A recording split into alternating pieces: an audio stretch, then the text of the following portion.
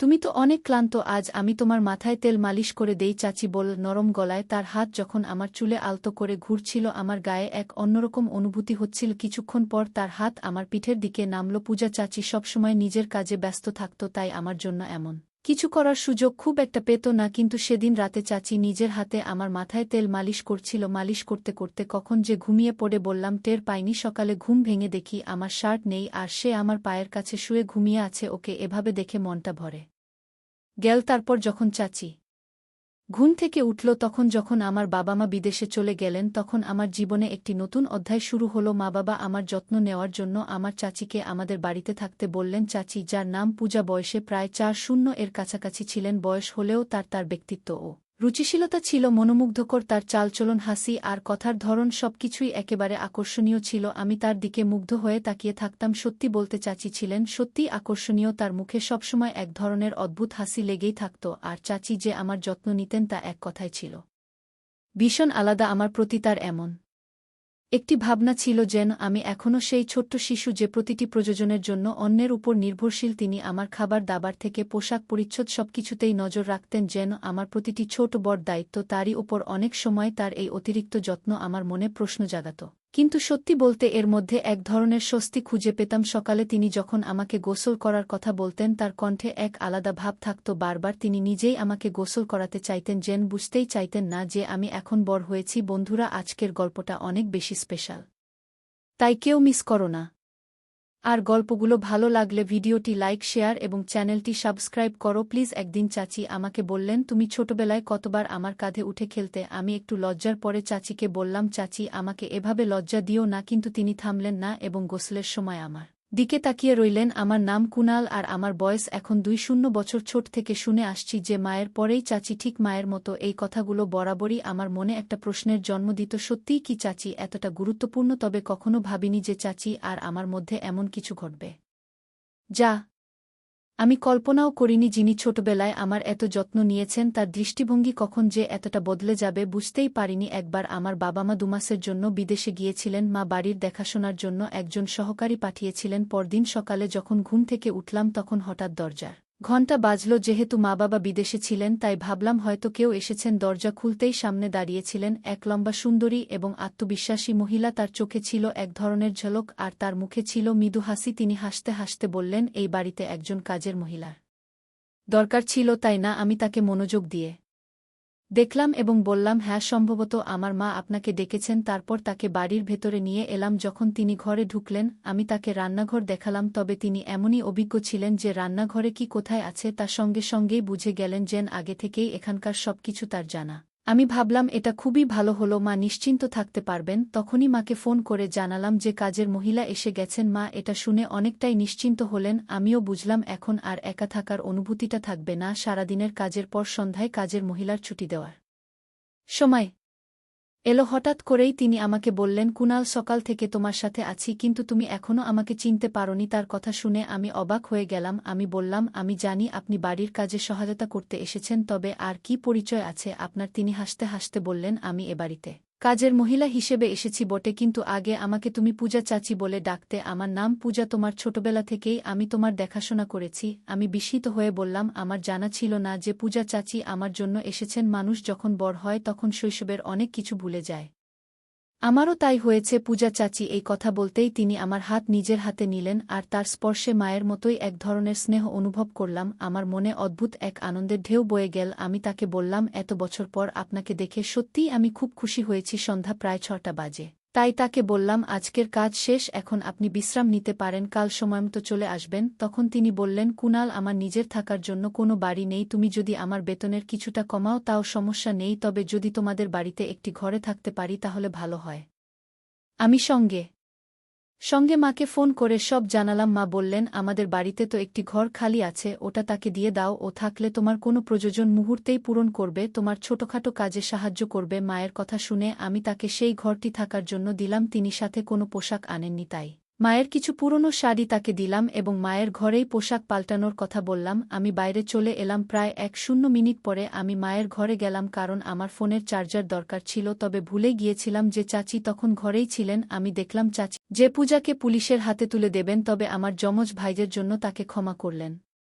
কারণ সে এখন পূজার কাছে রয়েছে। কয়েক বছর আগে পূজা আমার মা-বাবার কাছ থেকে কিছু টাকা নিয়েছিল। আমার জন্মের পর আমার আসল মায়ের মৃত্যু হয়েছিল, আর পূজা তখন আমার বড় ভাইয়ের দেখাশোনা করছিল, কিন্তু দুর্ভাগ্যবশত সে ভাইকে সঠিকভাবে বড় করেনি। ভাই খারাপ পথে চলে গিয়েছিল এবং তার জীবন বিপদে পড়েছিল। সে চুরি করত, নানাভাবে মজা করত, আর এখন আবার আমার মা-বাবার কাছ থেকে টাকা আদায়ের চেষ্টা করছিল। কিছু গয়নাও সে চুরি করেছে, কিন্তু তাতেও সে সন্তুষ্ট ছিল না। পূজা আমার মা-বাবার কাছে 2 লাখ টাকার দাবি করেছিল, কিন্তু এবার মা-বাবা তাকে স্পষ্টই না করে দেন। তখন সে তাদের হুমকি দিতে শুরু করে। মা-বাবা তাকে কিছু টাকা দিয়ে বাড়ি থেকে চলে যেতে বললেন। পূজা আমাকে নিজের প্রতি বিশ্বাসী করাতে চেয়েছিল, আমাকে মায়ায় ফাঁসাতে চেয়েছিল, কিন্তু তার আসল চেহারা প্রকাশ পাওয়ায় আমার মনের সমস্ত ভালোবাসা ফিকে হয়ে গেল।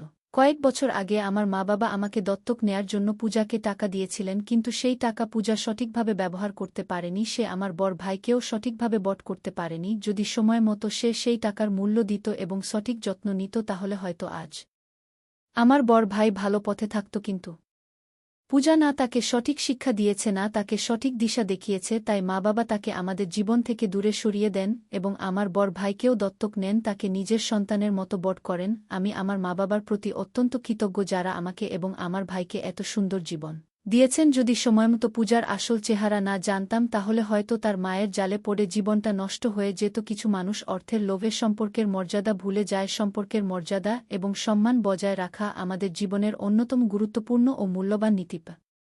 প্রতিটি সম্পর্কের একটি স্বতন্ত্র অর্থ এবং উদ্দেশ্য থাকে। সম্মান, বিশ্বাস এবং শালীনতা ছাড়া কোনো সম্পর্ক সত্যিকার অর্থে সুখ এবং সন্তুষ্টির উৎস হতে পারে না। এই গল্পটি আমাদের শেখায় যে পারিবারিক ও সামাজিক সম্পর্কগুলিতে সীমারেখা মেনে সেগুলিকে সততা ও মর্যাদার সাথে পালন করা উচিত, যাতে তারা দীর্ঘস্থায়ী ও সন্তোষজনক থাকে। এই গল্পের মাধ্যমে দেখানো হয়েছে পরিবারে আমরা একে অপরের পাশে থেকে সহায়তা করি, যত্ন নেই। তবে যদি পরিবারের কোনো সদস্য তার দায়িত্ব বা ভূমিকা থেকে বিচ্যুত হয়, তাহলে সম্পর্কের মূল উদ্দেশ্যই ক্ষতিগ্রস্ত হয়। এখানে এক মায়ের মতো কাছের সম্পর্ক যা একজন চাচি ও ভাগ্নের মধ্যে থাকে, সেটার কথাই বলা হয়েছে। একজন চাচি তার ভাগ্নের প্রতি যত্ন, স্নেহ এবং সঠিক দিশা দেওয়ার দায়িত্ব পালন করেন, কিন্তু যখন এই সম্পর্কের মধ্যে লোভ বা স্বার্থ ঢোকে, তখন সেই সম্পর্কের পবিত্রতা এবং মর্যাদায় আঘাত লাগে। এই গল্পটি আমাদের বুঝতে সাহায্য করে যে প্রতিটি সম্পর্কের নিজস্ব সীমারেখা আছে এবং সেই সীমার মধ্যে থেকে সম্পর্ক বজায় রাখা জরুরি। পরিবারের প্রতিটি সদস্যের প্রতি সম্মান ও ভালোবাসা থাকা উচিত, যা একটি মজবুত ও বিশ্বাসযোগ্য বন্ধন গড়ে তোলে। যদি সেই বন্ধনে সন্দেহ বা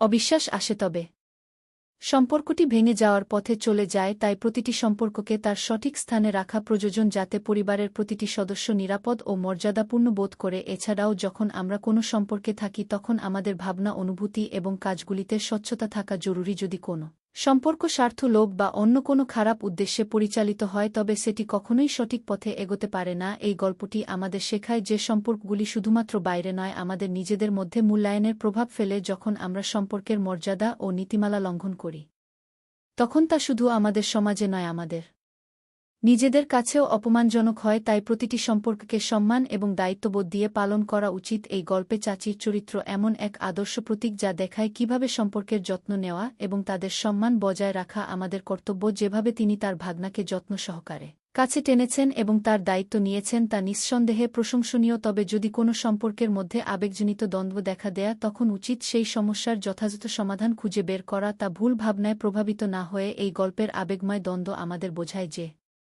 জীবনে এমন সময় আসে যখন আমাদের নিজেদের আবেগকে নিয়ন্ত্রণে রাখা উচিত এবং ভুল পথে না ভেসে সমাধানের চেষ্টা করা উচিত। তাছাড়া এই গল্পটি আমাদের শেখায় যে অনেক সময় সম্পর্কের মধ্যে কিছু দূরত্ব বজায় রাখাও প্রয়োজনীয় হতে পারে। এখানে দূরত্ব মানে নেতিবাচক কিছু নয়, বরং এটি একটি সীমারেখার প্রতীক, যাতে সম্পর্কের মধ্যে ভুল বোঝাবুঝির অবকাশ না থাকে। প্রতিটি সম্পর্কের মধ্যেই এমন কিছু শিক্ষা থাকে যা আমাদের জীবনের মূল্যবান গুণাবলীর কুনাল ঘটায়। যতক্ষণ পর্যন্ত সম্পর্কের মর্যাদা অক্ষুণ্ণ থাকবে, ততক্ষণ পর্যন্ত তাদের প্রভাব ও ইতিবাচক থাকবে। এই গল্পটি আমাদের শেখায় যে সম্পর্কগুলির মধ্যে শৃঙ্খলা এবং আত্মনিয়ন্ত্রণ রক্ষা করা কতটা গুরুত্বপূর্ণ। সম্পর্কের মধ্যে কোন ধরনের অযথা আচরণ বা সীমার লঙ্ঘন কেবল সম্পর্কটিকেই নয়, আমাদের ব্যক্তিত্বকেও ক্ষতিগ্রস্ত করতে পারে। তাই সম্পর্কগুলির মধ্যে সততা এবং স্বচ্ছতার মূল্য অপরিসীম। যখন আমরা সম্পর্কের সীমা এবং মর্যাদা বজায় রাখি, তখন আমাদের সমাজে একটি ইতিবাচক পরিচিতি তৈরি হয় এবং সম্পর্কগুলি সত্যিকারের আনন্দের হয়ে ওঠে। এই গল্পের মূল শিক্ষাটি হল, প্রতিটি সম্পর্কেরই নিজস্ব মর্যাদা আছে এবং তার প্রতি সম্মান দেখানো আমাদের কর্তব্য। যে যখন আমরা এই দায়িত্ব পালন করি তখন জীবনে সুখ এবং শান্তি আসে। সম্পর্কের মূল্য শুধু একত্রে থাকার মধ্যে নয়, বরং সঠিক চিন্তা, সম্মান এবং সততার সঙ্গে তা পালনের মধ্যেই থাকে। তাই গল্পটি আমাদের বোঝায় যে সম্পর্কগুলিকে বুদ্ধিমত্তা, শ্রদ্ধা এবং সত্যের সাথে পালন করা উচিত, যাতে তারা সবসময় সুন্দর, সজীব এবং প্রেরণাদায়ক থাকে। এই গল্পের সারমর্ম এটাই যে প্রতিটি সম্পর্কের মধ্যে একটি সীমারেখা থাকে যা তাকে পবিত্র এবং নিরাপদ রাখে। এই সীমারেখাগুলি মেনে চলা উচিত যাতে আমাদের সম্পর্কগুলি যেমন মজবুত থাকে, তেমনি আমাদের সমাজে একটি ভালো এবং প্রেরণামূলক ভাবমূর্তি তৈরি হয়। বন্ধুরা, যদি এই গল্পটি ভালো লেগে থাকে তাহলে দয়া করে ভিডিওটি লাইক করুন এবং আমাদের চ্যানেলটি সাবস্ক্রাইব করুন। পাশে থাকা বেল আইকনটি প্রেস করুন যাতে করে আমরা যখনই নতুন ভিডিও আপলোড করি তার নোটিফিকেশন সবার আগে আপনার কাছে পৌঁছে যায়। ধন্যবাদ। দেখা হবে আমাদের পরবর্তী ভিডিওতে।